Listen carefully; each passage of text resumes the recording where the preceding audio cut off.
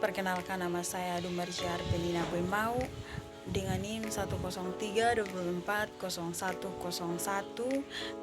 kelas C semester 2 mata kuliah Pendidikan Inklusif Prodi Manajemen Pendidikan Kristen Fakultas Keguruan dan Ilmu Pendidikan Kristen Program Studi Manajemen Pendidikan Kristen.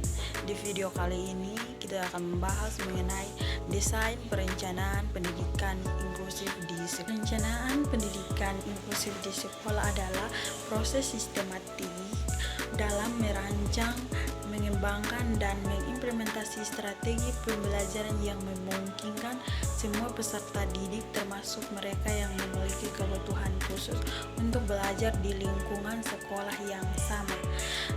Dia memiliki juga tujuan utama adalah memastikan bahwa setiap siswa tanpa memandang perbedaan fisik, intelektual, sosial dan emosi, bahasa atau latar belakang budaya memperoleh kesempatan yang setara untuk mengakses pendidikan yang berkualitas.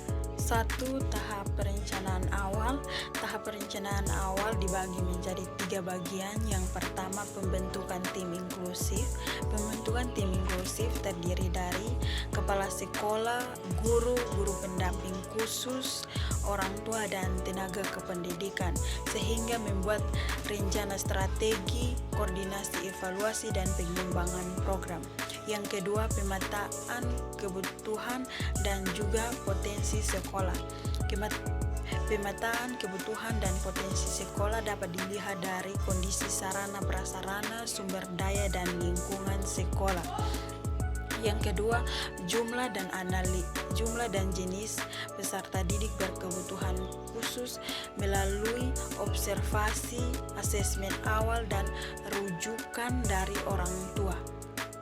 Yang ketiga, sosialisasi dan advokasi. Sosialisasi dibagi menjadi 2, yaitu sosialisasi internal dan sosialisasi eksternal.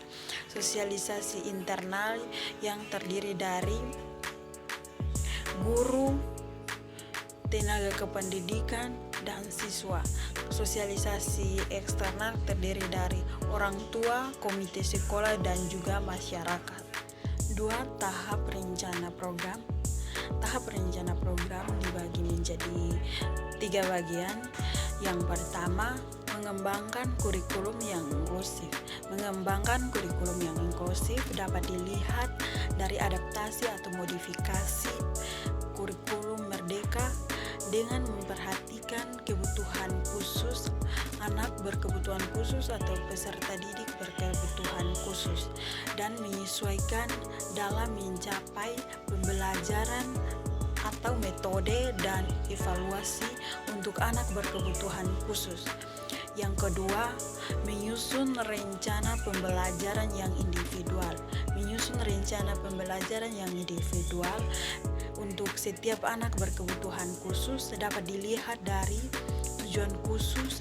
Tujuan khusus itu kita dapat memberikan pembelajaran yang sesuai dengan kekuatan, kelemahan dan potensi anak berkebutuhan khusus, dan kita menyiapkan strategi pembelajaran yang sesuai dengan kemampuan mereka, dan juga menyiapkan alat-alat kebutuhan khusus untuk mereka karena anak berkebutuhan khusus berbeda-beda, baik melalui fisik, melalui mata dan juga melalui pendengaran. Dan juga setelah itu kita mengevaluasi kembali pelajaran yang sudah kita berikan dengan memberikan ujian kepada mereka. Yang ketiga, menyediakan sarana dan prasarana atau aksesibilitas. Anak berkebutuhan khusus kita menyiapkan ruangan kelas yang ramai disabilitas, menyiapkan akses jalan, toilet dan area bermain individual. Kita sesuaikan dengan keadaan mereka.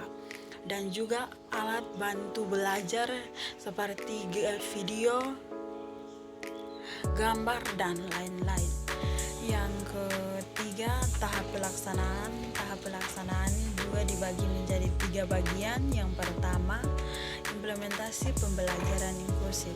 Implementasi pembelajaran inklusif dapat menerapkan pembelajaran yang berdiferensiasi untuk peserta didik berkebutuhan khusus dan juga kolaborasi antara guru dan guru pendamping khusus untuk memperkuat nilai dalam kegiatan intrakurikuler dan ekstrakurikuler untuk peserta didik berkebutuhan khusus.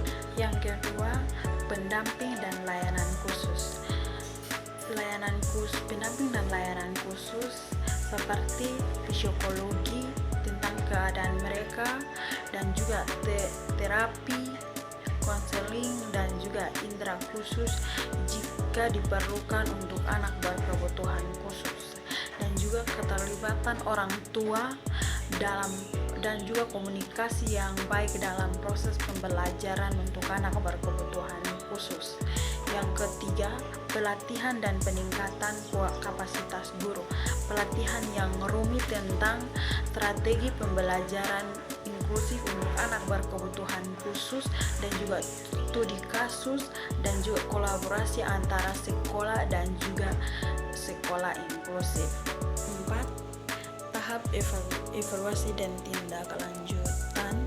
Tahap evaluasi juga dibagi menjadi 3 bagian. Yang pertama, evaluasi proses dan hasil belajar anak berkebutuhan khusus atau peserta didik berkebutuhan khusus yang penilaiannya format dan sumatif yang disesuaikan dengan keadaan dan kemampuan anak berkebutuhan khusus, dan juga